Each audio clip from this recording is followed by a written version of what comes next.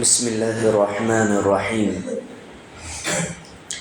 الحمد لله رب العالمين، والصلاة والسلام على رسوله الكريم. أما بعد، قال النبي صلى الله عليه وسلم: وينادي مناد يا باغي الخير أقبل ويا باغي الشر أقصر وَلِلَّهِ عُتَقَاءُ مِنَ النَّارِ وَذَلِكَ كُلُّ لَيْلَةٍ۔ نبی کریم صلی اللہ علیہ وسلم نے ارشاد فرمایا کہ جب رمضان کی پہلی رات شروع ہو جاتی ہے تو وہیں سے شیاطین اور سرکش جنوں کو جکڑ دیا جاتا ہے، جہنم کے دروازے بند کر دیے جاتے ہیں یہاں تک کہ اس کا کوئی بھی دروازہ کھلا نہیں رہتا، اور جنت کے دروازے کھول دیے جاتے ہیں یہاں تک کہ اس کا کوئی بھی دروازہ بند نہیں رہتا، اور ایک آواز لگانے والا آواز لگاتا ہے کہ اے خیر کے کاموں میں آگے بڑھنے والے، خیر کے لیے آگے بڑھ جا، اور اے شر کے کام کرنے والے، گناہوں کے کام کرنے والے، اپنے آپ کو وہیں پر روک لے۔ اور بے شک اللہ تعالیٰ کے ہاں جہنم سے آزاد ہونے والے لوگ ہیں، اور یہ رمضان کی ہر رات ہوا کرتا ہے۔ محترم حاضرین، اس حدیث کو لے کر کے ہم نے آپ کے سامنے ایک ایک ٹکڑے پر آپ کے سامنے بات کی ہے۔ آج باذن اللہ اس کے آخری ٹکڑے پر بات ہوگی کہ جس میں نبی کریم صلی اللہ علیہ وسلم نے کہا کہ ایک آواز لگانے والا آواز لگاتا ہے کہ یا باغی الخیر اقبل، جو خیر کے ساتھ بغاوت کرنے والا ہے، مطلب یہ کہ وہ خیر کے لیے جو ٹوٹ کر کے آگے بڑھتا ہے کہ میں زیادہ سے زیادہ خیر کے کام کروں، ایسے کو چاہیے کہ وہ زیادہ سے زیادہ آگے بڑھے۔ کیوں؟ شیاطین نہیں ہیں، جنت کے دروازے کھلے ہیں، جہنم کے دروازوں کو بند کر دیا گیا ہے۔ ایسے مہینے میں انسان کو چاہیے کہ وہ خیر کے کاموں میں آگے سے آگے بڑھ کر کے کرے۔ اور یہ جو بات ہے کہ ایک آواز لگانے والا آواز لگاتا ہے، اس سے محدثین نے اس بات کو لکھا شرح میں، ایک تو یہ کہ فرشتہ آواز لگاتا ہے ہر روز، ہر رات، رمضان کی ہر رات یہ فرشتہ آواز لگاتا ہے، اور اسی طریقے سے یہ بھی بات لکھی گئی ہے کہ نفس خود بخود ایک انسان کو روک لیتا ہے، جو اچھے کام کرنے والا ہوتا ہے، اللہ تعالیٰ کی توفیق سے اسے اس کا نفس خود بولتا ہے کہ بھئی تو اچھے کاموں میں اور آگے بڑھ، اسی لیے نفس ابھارتا ہے، اور جو برے کاموں میں آگے تھا ہمیشہ کے لیے اسے برے کاموں میں ابھارتا ہے، یا پھر برے کاموں سے روکنے کے لیے اسے کہا جاتا ہے کہ بھئی رک جا، اور کتنا کرے گا،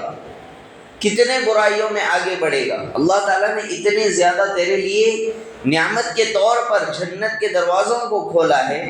جہنم کے دروازوں کو بند کر دیا ہے، تو پھر تجھے چاہیے کہ اب تو سمجھ جا۔ تو اس طرح آواز اسے آتی ہے، یا پھر اسے اس کا نفس خود ابھارتا ہے یا کسی غلطی سے روکتا ہے۔ اور پھر نبی کریم صلی اللہ علیہ وسلم نے فرمایا بہت ہی بہترین بات، ایک ایسی چیز جس کے لیے ہم لوگ اس دنیا میں آئے ہیں اور اللہ تعالیٰ کی طرف لوٹ کر کے جائیں گے۔ اللہ تعالیٰ نے نبی کریم صلی اللہ علیہ وسلم کی زبانی یہ بات کہلوا دی، وَلِلَّهِ عُتَقَاءُ مِنَ النَّارِ، اور اللہ سبحانہ وتعالیٰ کے ہاں ایسے بندے ہیں جن کا نام جہنم کی فہرست میں شمار کیا جا چکا ہے کہ یہ جہنمی ہیں، پہلے سے تقدیریں لکھی جا چکی ہیں، یا پھر انسانی عمل اب تک جو ابھی زندہ ہیں عمل کر رہے ہیں، ہو سکتا ہے کسی کا نام جہنمیوں میں شمار کر دیا گیا ہو، نعوذ باللہ من ذالک۔ تو پھر ایسوں کے لیے اللہ سبحانہ وتعالیٰ اس فہرست سے ناموں کو نکال دیتے ہیں، اس سے جہنم سے آزاد کرتے ہیں، کہ وہاں سے اب انہیں یہ وہاں داخل نہیں ہوں گے، تو پھر ہمیں چاہیے کہ ہم وہاں سے اپنا نام نکلوائیں۔ وَلِلَّهِ عُتَقَاءُ مِنَ النَّارِ، کہ آگ سے جو اللہ سبحانہ و تعالیٰ نے اس فہرست میں جس کا نام شامل کر دیا ہے، اس کو اللہ سبحانہ و تعالیٰ رہائی دے دے۔ اللہ تعالیٰ نے سورہ آل عمران کے اندر واضح طور پر اس بات کو بیان کیا کہ دیکھو کل نفس ذائقۃ الموت، ہر ایک کو مرنا ہے، آج یا کل، کسی کو کوئی بھی گارنٹی نہیں۔ میں نہیں بول سکتا کہ میں گھر تک صحیح انداز میں جا سکتا، نہیں ہے گارنٹی، کسی کو نہیں ہے، کسی کی بھی موت کبھی بھی آ سکتی، کل نفس ذائقۃ الموت، لیکن وَإِنَّمَا تُوَفَّوْنَ أُجُورَكُمْ يَوْمَ الْقِيَامَةِ، اور ہر ایک کو اس کا پورا بدلہ قیامت کے دن ملے گا۔ اچھائی کی ہے تو اچھا بدلہ ملے گا، برائی کی ہے تو برا بدلہ ملے گا۔ فَمَن يَعْمَلْ مِثْقَالَ ذَرَّةٍ خَيْرًا يَرَهُ وَمَن يَعْمَلْ مِثْقَالَ ذَرَّةٍ شَرًّا يَرَهُ، اگر خیر کا کام کیا ہے ذرہ برابر بھی تو اس کو وہ کل دیکھ لے گا، اگر شر کا کام کیا ہے ذرہ برابر بھی گناہ کا کام کیا ہے تو اس کو بھی وہ دیکھ لے گا۔ تو ایسے میں اللہ تعالیٰ نے کہا فَمَن زُحْزِحَ عَنِ النَّارِ وَأُدْخِلَ الْجَنَّةَ فَقَدْ فَازَ، کہا کہ ایسے میں جو جہنم سے بچا لیا گیا اور جنت میں داخل کر دیا گیا، یہی کامیاب شخص ہے۔ کامیاب اور کامرانی بس اسی میں ہے کہ اس کا نام جہنم سے نکال دیا جائے، اس فہرست سے ہٹا دیا جائے اور جنتیوں میں شامل کر دیا جائے بِإِذْنِ اللہ۔ تو اسی میں کامیابی ہے، اس کے علاوہ کسی اور چیز میں نہیں ہے۔ تو ایسے میں اللہ تعالیٰ نے کہا نبی کریم صلی اللہ علیہ وسلم کی زبانی وَلِلَّهِ عُتَقَاءُ مِنَ النَّارِ، اللہ سبحانہ و تعالیٰ کے ہاں کیا ہے کہ اللہ سبحانہ و تعالیٰ کے ہاں جن کا نام شامل کر دیا ہے اس فہرست سے نکال دیا جائے گا، وہ آزاد ہونے والے ہیں، سبحان اللہ۔ تو پھر اللہ تعالیٰ نے ایک طرف راہیں ہموار کی ہیں، ایک طرف اللہ تعالیٰ نے مواقع دیے ہیں، شیطان کو جکڑا، جہنم کے دروازوں کو بند کیا گیا، جنت کے دروازوں کو کھولا گیا اور کہا گیا کہ جتنا ہو سکے عمل کر لو، اور پھر ہر ایک کا دگنا اجر، اور پتہ نہیں اللہ تعالیٰ کیا کتنا اجر مل رہا ہے ہر ایک کے لیے۔ اور پھر رمضان کا مہینہ، روزوں کا مہینہ، روزے کی جو بات ہو رہی ہے کہ اللہ تعالیٰ نے کہا کہ روزہ میرے لیے ہے، ہر عمل ابن آدم کا اس کے لیے ہے لیکن روزہ میرے لیے ہے اور میں اس کا بدلہ دوں گا، اور اللہ تعالیٰ نے اس کی وضاحت نہیں کی کہ کیا بدلہ ملے گا، سبحان اللہ۔ تو پھر ایسے میں جب انسان کے لیے اتنی زیادہ اللہ تعالیٰ نے نعمتیں رکھی اور پھر راہیں ہموار کی، موقع عنایت کیے، تو ہمیں چاہیے کہ ہم زیادہ سے زیادہ نیکی کے کاموں میں آگے بڑھیں۔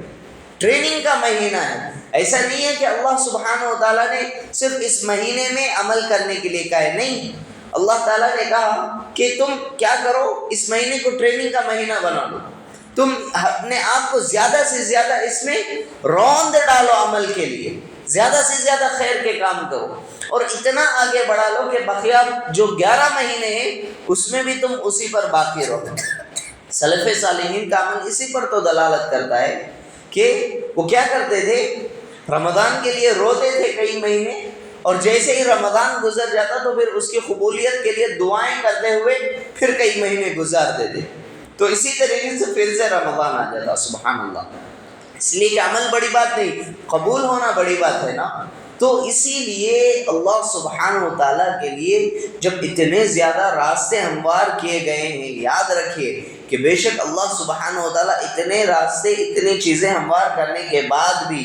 اگر کوئی بندہ گناہوں میں ملوث ہوتا ہے، نیکی کے کاموں میں جس طرح سے اجر زیادہ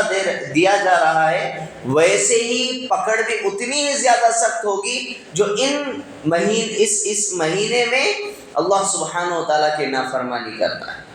تو یاد رکھیں کہ جس طرح اللہ سبحانہ و تعالیٰ جہاں اپنا نام رحمان اور رحیم سے ذکر کرتے ہیں، وہیں پر